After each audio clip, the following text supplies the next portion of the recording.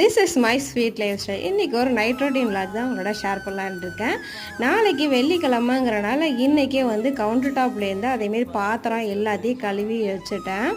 Counter டாப்பை அடுப்பு எல்லாத்தையும் ஃபுல்லாக கழுவுனதுக்கப்புறம் அதுக்கு மஞ்சள் குங்குமமும் வச்சுக்கிட்டேன்.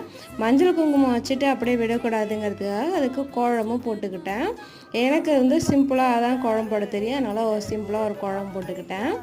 கோலம் போட்டதுக்கப்புறம் என்றைக்குமே அடுப்பை வெறும் அடுப்பாகவே வைக்கக்கூடாது. அதில் ஒரு பாத்திரத்தை எடுத்து வைக்கணும். அதனால ஒரு 2 பாத்திரத்தை அடுப்பு மேலே வச்சுக்கிட்டேன். நல்லா மழை பெஞ்சிச்சுனால நான் பூஜை ஜாமான் விளக்கவே இல்லை. அப்புறம் நைட்டு தான் எல்லா பூஜை ஜாமானும் விளக்கியிருந்தேன். விளக்கி வச்சுட்டு ஃபுல்லாக தொடச்சிட்டு காலையில் பொட்டு வைக்கிற மாதிரி எடுத்து வச்சுருந்தேன்.